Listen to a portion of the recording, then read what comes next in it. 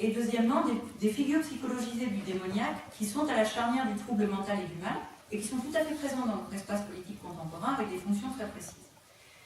Alors, je m'arrêterai sur deux figures en particulier, qui sont le pédophile et l'enfant pervers.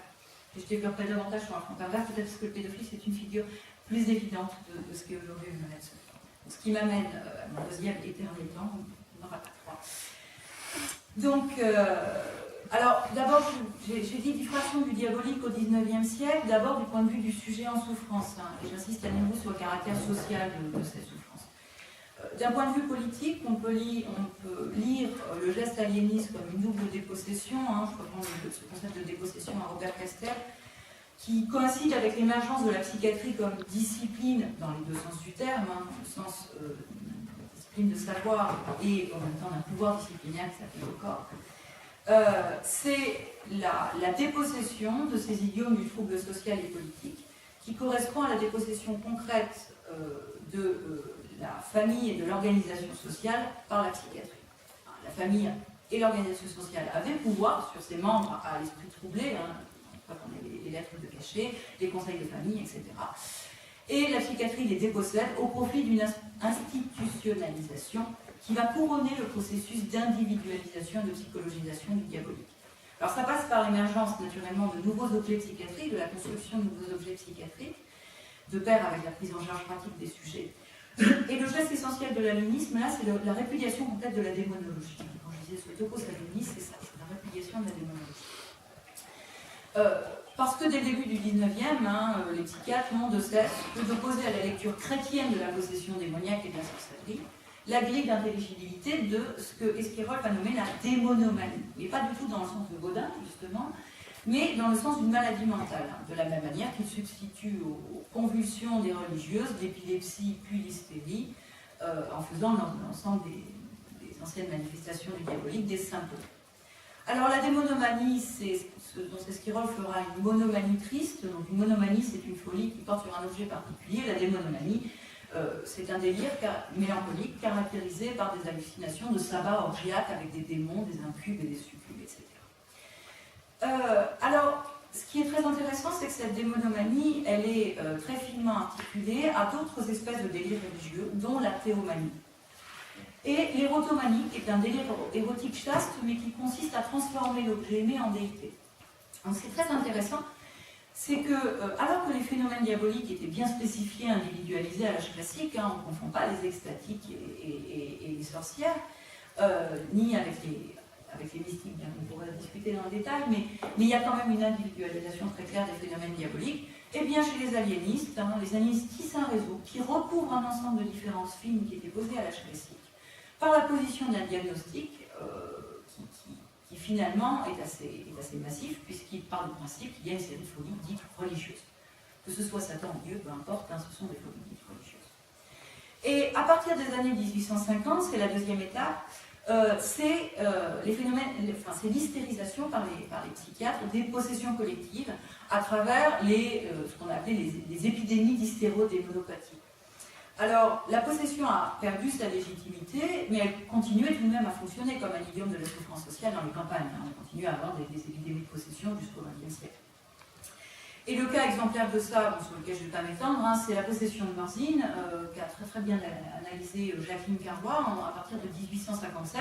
Donc Morzine, on est dans les Alpes, on est au Gabé, on est dans une petite communauté. Et on a une épidémie d'hystérodémonopathie qui va attirer tout un ensemble d'aliénistes hein, qui vont essayer à la fois de comprendre le problème, de récuser l'idiome de la possession et en même temps de prendre en charge, de soigner cette communauté. Dans les deux cas, que ce soit du côté de la démonomanie d'Esquirol, du côté des épidémies d'hystérodémonopathie ou d'hystérie, qui deviendra l'hystérie tout court, il y a une disqualification radicale des formes de spiritualité populaire. C'est-à-dire que là, on a vraiment l'imposition d'un pouvoir psychiatrique qui disqualifie des idiomes de formes de sociabilité antérieures. Et le couronnement à la fin du siècle, c'est la grande hystérie de Charcot, hein, qui reprend tous les codes physiques de la possession, puis des convulsionnaires, mais toute référence au démoniaque a disparu pour les hystériques elles-mêmes. Les hystériques ne parlent pas le langage du démoniaque. Elles se vivent et elles se perçoivent comme des malades. Donc je pense qu'on peut dire là que l'idiome de la possession est quasiment mort. Un peu bien, non. De même pour les délires de monomaniaque, au XXe siècle, ils vont s'effacer de la cartographie affective des sociétés d'Europe de l'Ouest. Les sujets qui hallucinent des relations sexuelles avec des diables et des démons, on n'en trouve plus. Même dans les campagnes les plus reculées, dans lesquelles on a quand même Internet. Donc, il faut pourtant noter que les idiomes de la possession en tant que possession, c'est-à-dire avec une référence explicite au diabolique par les individus, subsistent au XXe siècle, ce qui va faire la transition avec mon dernier point, mais elles sont à rechercher hors de l'Europe, ce qui ne veut pas dire qu'elles échappent à la médicalisation et à la psychiatrisation. Il suffit de faire une revue littérature psychopathologique contemporaine, où on voit que les phénomènes possessifs sont toujours l'objet d'une volonté de médicalisation. Alors, où trouve-t-on ces phénomènes possessifs? Bien sans surprise dans des communautés, des sociétés religieuses. Au présent, on continue toujours à trouver des expériences de possession épidémiques, notamment, et ça de manière extrêmement marquée, c'est très intéressant, parce que on trouve ça dans tous les pays dans lesquels il y a ce type de communauté, chez les pentecôtistes. Des épidémies de possession, comme ça. Actuellement, cette possession est le plus souvent renvoyée par la psychiatrie à un mal-être social, c'est-à-dire à l'inadaptation, à des difficultés d'intégration sociale, particulières aux migrants. Donc la possession est devenue un idiome d'un certain type de souffrance sociale. Ce serait l'expression privilégiée de difficultés de migrants. Et aujourd'hui, et ça fera la transition avec la question de la pédophilie, on trouve que ce soit dans le DSM, donc le manuel de référence de psychiatrie américaine, ou la classification internationale des maladies de l'OMS, on trouve une catégorie qui est l'état de transe et de possession. On va trouver dans la catégorie des troubles dissociatifs, aussi dit de conversion. Donc, on a un lien qui est fait directement entre les possessions et les troubles dissociatifs dans ce qu'on appelle les personnalités multiples. Ce qui m'amène à la redistribution des traits maléfiques du diabolique sur des figures contemporaines et leur investissement politique par la gouvernementalité libérale. Parce qu'aux États-Unis, il existe une relation forte, il a existé, il existe encore en partie, dont Yann King a proposé une belle généalogie, entre la grande épidémie, puisque ça a vraiment été quelque chose de l'ordre épidémique, de troubles dissociatifs de la personnalité à partir des années 1970, la figure de Satan et les abus sexuels pédophiles. Alors, il y a une théorie pathogénique et étiologique des troubles de la personnalité multiple qui a eu beaucoup de succès, qui a vu le jour à la fin des années 1980. Donc cette théorie consiste à dire que la cause des troubles de personnalité, dissociatifs de personnalité, ce sont les abus sexuels sadiques ritualisés sur des enfants, organisés par des cultes sataniques, qui seraient une cause importante de troubles mentaux. Bon, bien sûr, on n'a jamais découvert cette communauté satanique. Il faut savoir qu'à la même époque, il y avait une autre théorie étiologique qui est pathogénique qui était en vogue, c'était l'enlèvement par les extraterrestres. Nous, c'est tout à fait vrai.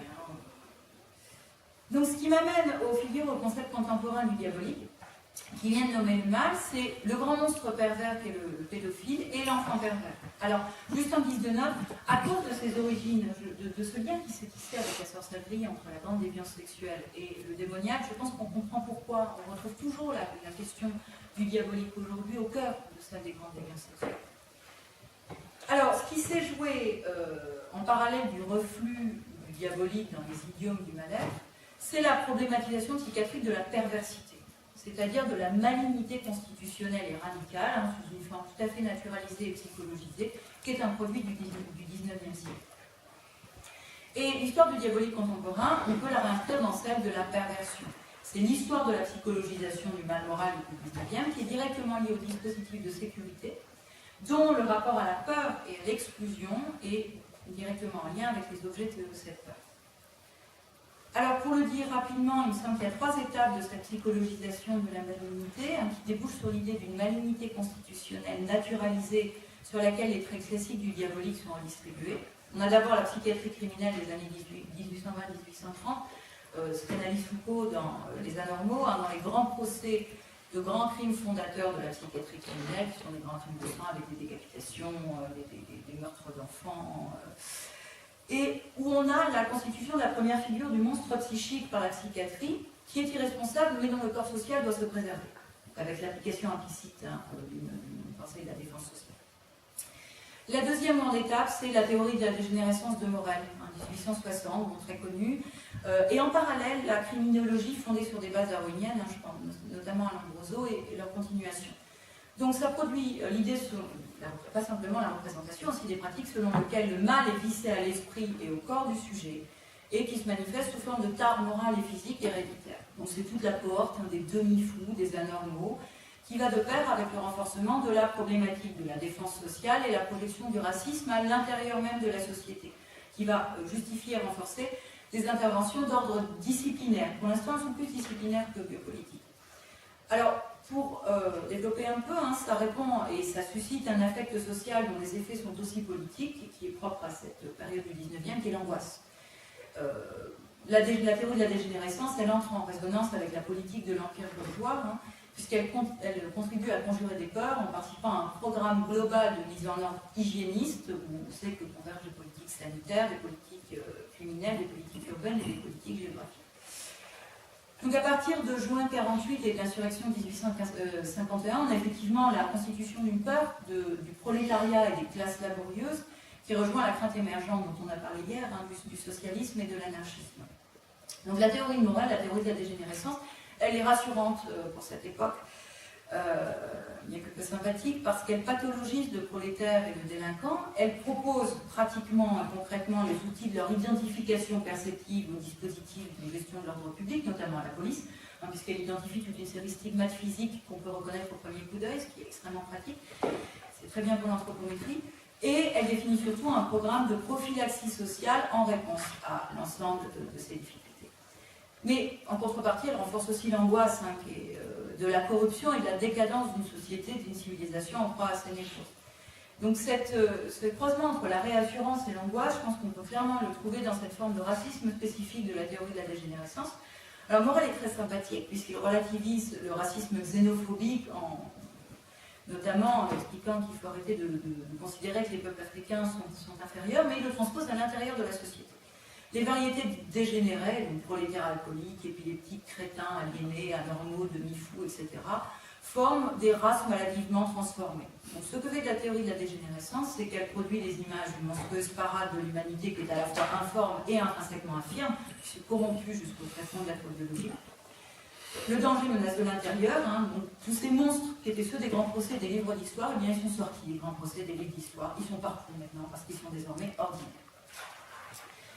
Et on a comme résultat de cela, alors la théorie de la dégénérescence, elle est réactivée par Valentin Magnan dans les années 1880, et au début du XXe siècle, on a pour résultat de cela toutes les théories de la malignité constitutionnelle qui sont directement articulées à celle des formulations légales et procédurales de la dangerosité et de la question de la sécurité, qui se sont diffractées au XXe dans la psychiatrie de l'adulte et de l'enfant, dans la psychologie et dans la psychocriminologie. Alors le résultat, ces deux figures dont je pense que la seconde c'est le contrepoint de la première, sont directement liées au dispositif de sécurité, le pédophile et l'enfant pervers, dont le sens de l'enfant pervers, c'est le devenir pervers de l'adulte. Alors, comme le soulignait Alain Bossa hier, la construction du pédophile et de l'enfant pervers, ce sont des enjeux de gouvernement. Il s'agit d'agencer des stratégies de pouvoir en s'appuyant sur la constitution de ces figures qui s'ancrent socialement, donc qui reconduisent efficacement le pouvoir via les affects. Alors d'abord le pédophile, je vais peut-être y dédier moins de temps, et je vais rapidement terminer ensuite sur l'enfant pervers. Ah oui, sans problème.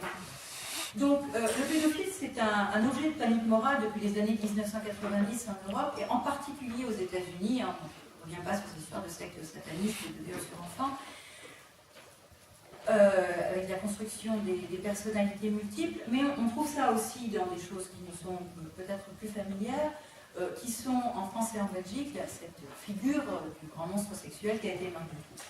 Alors, il y a eu un certain nombre d'analyses sur les discours qui ont été prononcés sur Dutroux, et il est clair que les attributs traditionnels du diabolique apparaissent chez lui de manière fragmentée mais bien visible, jusqu'à la description de sa maison avec la cave qui est décrite comme une grotte avec des émanations lévitiques. Enfin, il y a vraiment quelque chose de très marquant du côté de ces descriptions.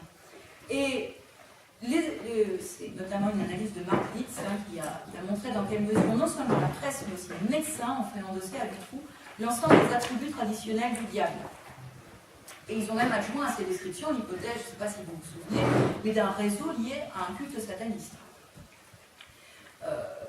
Et ce qui est le résultat de ça, c'est qu'au contraire de livrer un savoir objectif sur la psychologie du sujet, l'effet de la succession des experts dans l'affaire du trou, tous munis de leur vocabulaire et de leur théorie de la perversion, n'a fait que renforcer l'imputation d'une monstruosité qui est non plus de l'ordre de l'explication rationnelle, mais vraiment de l'ordre de la représentation du pédophile. Alors, on parle tout de même de chasse aux sorcières aujourd'hui quand il s'agit parfois de parler des dénonciations de pédophiles. Alors, c'est la question que je me suis posée hier, juste en guise de note, ça peut être discuté. Est-ce qu'on peut dire que les pédophiles sont persécutés?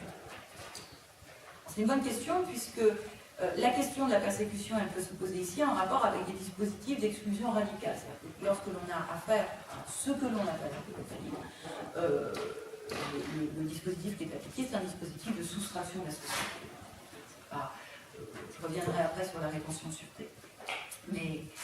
Et on a aussi des séries, du point de vue social, des séries de réactions de dénonciation et de quasi-lynchage qui sont réguliers dans les communautés lorsqu'il y a un soupçon de pédophilie. Alors, est-ce qu'on peut parler de persécution? Je ne sais pas, parce qu'on n'a pas d'effet de masse. Il n'y a pas de masse, sauf de manière assez ponctuelle, parfois sur Internet, avec des cachages de photos de nous. Il n'y a pas d'effet de masse, de chasse de pédophiles. Alors, je ne sais pas si on peut parler d'effet de masse, au sens où il y en aurait du côté de la sorcellerie. C'est bon, ça c'est une question que je laisse ouverte. Alors, à mon avis, il y a deux facteurs centraux qui sont à remettre en perspective avec l'évolution des enjeux juridiques et sociaux de la protection de l'enfance, qui sont aussi des expressions et des effets dans la généalogie de cette figure de la pédophilie. Bon, c'est un peu facile de mettre ça sur d'autres histoires des sensibilités, parce que moi, le concept de sensibilité, c'est qu'on peut à la fois expliquer tout et rien. Alors, d'une part, il me semble qu'il y a une transformation sociologique, c'est le recentrage de la famille autour de la cellule nucléaire à la fin du XVIIIe siècle. Donc, comme le disait Foucault, ça amène l'intensification des affects à l'intérieur de la famille. Je crois que c'est dans les anormaux qu'il explique ça. Donc, l'intensification des émotions qui lient les parents à l'enfant. Et deuxièmement, une transformation politique. Alors ici, il me semble que l'hypothèse biopolitique, elle est absolument essentielle.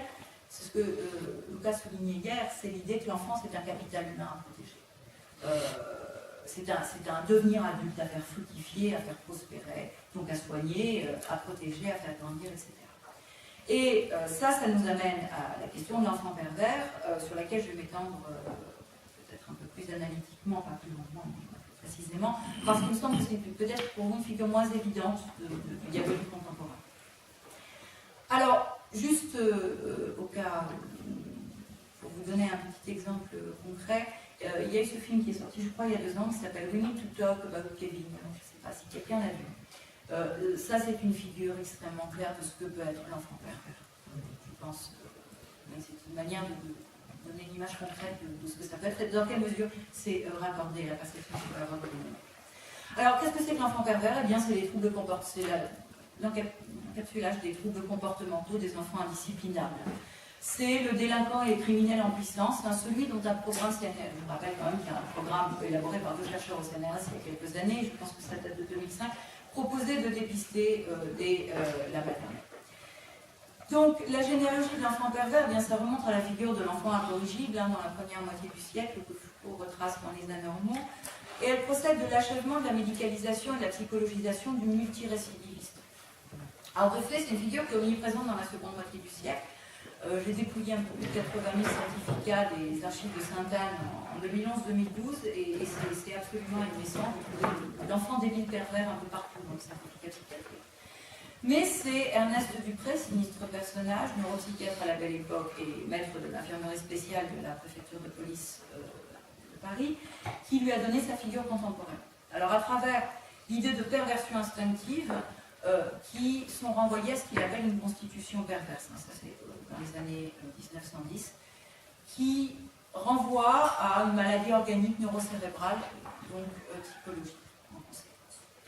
Donc, les perversions instinctives chez Dupré, elles se marquent par simplement une série de conduites qui dérogent aux normes familiales, sociales et juridiques.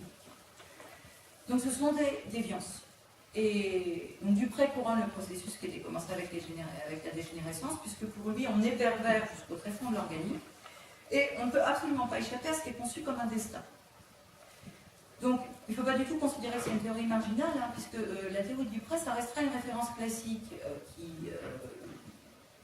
pour l'étude de la délinquance dans l'entre-deux-guerres et même après, Et ce sera une des références pour la Fondation de la neuropsychiatrie infantile sur laquelle je vais revenir. Alors, pour aller très rapidement là-dessus, cette transformation épistémologique, elle est directement articulée à ce qu'a été la première formulation procédurale en France d'un principe opératoire en pratique depuis le milieu du siècle, qui est la défense sociale et le principe de sécurité, avec la formulation de la circulaire Chaumié du 20 octobre 1905, qui est l'année du garde des Sceaux à l'adresse du parquet généraux, et qui concernait particulièrement les anormaux. Alors, la circulaire Chaumié proposait d'indexer l'imputation des peines, donc les degrés de responsabilité, sur les degrés d'expertise psychiatrique, mais aussi sur les degrés de dangerosité, de l'évaluation de la dangerosité par l'expert. Donc c'est la transformation, c'est l'aboutissement d'un processus où c'est l'impératif de sécurité qui prend le pas sur le principe de responsabilité comme principe d'imputation des peines. Et Duprey, dans les débats psychiatriques issus de cette circulaire, est totalement du côté de la transformation Chaumié, puisqu'il soutient cette transformation à l'encontre de certains de ses confrères par la promotion du concept de la témébilité des anormaux, de la faillibilité, c'est-à-dire de leur probabilité, j'insiste bien, de commettre des actes antisociaux. Donc il s'agit de fournir un diagnostic de probabilité du délit ou de la récidive, qui doit donner des mesures de gestion sécuritaire de la normalité. Et c'est ce qui produit la figure contemporaine de l'enfant pervers. Alors, pour la simple et bonne raison que, d'une part, le pervers constitutionnel est constitutionnel, donc il y a une forme de malignité constitutionnelle qui définit un destin, et que d'autre part, il se définit intrinsèquement comme l'incapacité de s'adapter aux normes sociales, familiales et juridiques. Donc c'est un inadapté social. Donc il est malin au sens fort du terme, il est plein de perversité, c'est l'incarnation du mal. Et Duprey dit des pervers que ce sont des fléaux, où qu'ils passent, ils sèment le désordre, ils sèment la désolation.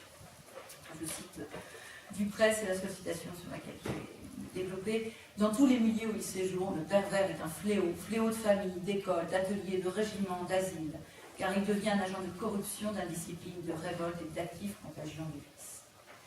Alors, Odyssée délinquante et criminelle, dit Duprey, fléau, destin, la vie du pervers constitutionnel, c'est effectivement une odyssée perverse. Donc, Duprey en fait un usage authentiquement technique de ces termes de fléau, d'odyssée et de destin. Et il introduit donc la dimension mythique au cœur même du discours psychiatrique, sauf que le problème, c'est que les versions du pervers de Duprey, elles sont ordinaires, elles sont nombreuses, elles sont redoutables, elles sont partout, elles sont autour de nous. Et on ne peut en déduire que ceci, le pervers est dangereux, puisque c'est un caractère essentiellement antisocial et inné, et l'idéal est donc de pouvoir le dépister le plus tôt possible de son existence. Donc le discours de Duprey produit une figure effroyable de ce fléau qui vient soutenir à la fois les affirmations théoriques et les finalités pratiques de contrôle ou de répression. Parce que là, la psychiatrie s'identifie clairement à une prise en charge des écarts sociaux, elle devient totalement homogène, à l'indéfini travail de gestion politique et de police sociale des déviances. En pratique, ça fonde clairement le projet d'une discipline précoce de l'enfant pervers. Puisque si la perversité constitutionnelle fonde un destin, elle commence nécessairement dès l'enfance.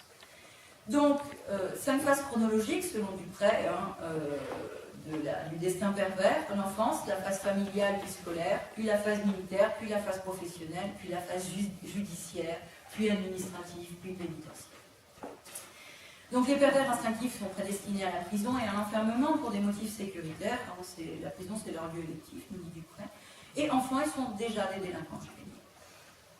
Mais comme ils sont incurables et incorrigibles, c'est la malignité constitutionnelle, eh bien, il ne sert absolument à rien de développer des thérapies.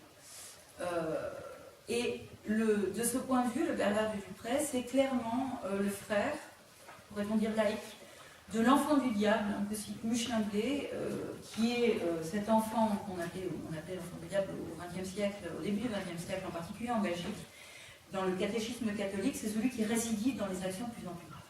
Et le pervers de Duprey, c'est exactement la même description de ce que l'on appelait l'enfant du diable dans ce catéchisme. Donc ce sont deux enfants malins au sens fort, de figure de l'enfant malin. Et cette figure de l'enfant pervers, elle est essentiellement biopolitique, puisqu'elle achève la transformation du principe de défense sociale en basculant entièrement la question de la protection du côté des potentialités, des virtualités. Dès l'enfance, le comportement anormal, il suffit que ce soit une rétivité au dressage, est l'indice d'une affection constitutionnelle. Donc ça soutient 3 pratiques de psychiatrique institutionnelle. La première est disciplinaire, la seconde est excluante et sécuritaire, et la troisième est une politique de contrôle. D'abord, c'est la disciplinarisation précoce, pour les cas les moins graves. Application d'une orthopédie, d'une rééducation morale. Discipline par la sévérité, le travail et l'exemple. Mais pour la plupart des autres cas de petits pervers, c'est l'exclusion pure et simple. Enfermement pénitentiaire ou internement, ce qui permet de soutenir l'ensemble des dispositifs de prise en charge des dangers sociaux, avec l'asile et la prison au premier chef, sous le même chef de dispositif de sécurité. Puisque la figure de l'enfant pervers, elle rationalise la pratique extensive d'une police sociale qui implique la mise en place de techniques sécuritaires. Donc, puisque le petit pervers, c'est le rebut de toute discipline, eh bien, il ne reste qu'une chose, c'est à l'enfermer. Donc, ça soutient la demande notamment d'asile de sécurité de la part de Dupré, qui est formulée depuis les années 1850 par les psychiatres. Et la troisième pratique, elle est intrinsèquement biopolitique, si on emploie cette catégorie foucaldienne dans le cadre de réflexion sur la gouvernementalité libérale, c'est que la précocité des tendances somales dessine le projet d'un dépistage précoce des perversions instinctives chez les enfants, que formuleront aussi explicitement les successeurs de Dupré, notamment le cas du sympathique Georges Hoyer, fervent partisan de l'eugénisme et fondateur de la neuropsychiatrie infantile en France, qui tirait les conclusions de son maître Dupré dans sa thèse qui s'intitulait « Enfants anormaux et délinquants juvéniles, nécessité de l'examen psychiatrique des écoliers », vaste programme, qui développait le projet d'une prophylaxie généralisée avec un programme de dépistage précoce de la perversion constitutionnelle et de la malignité.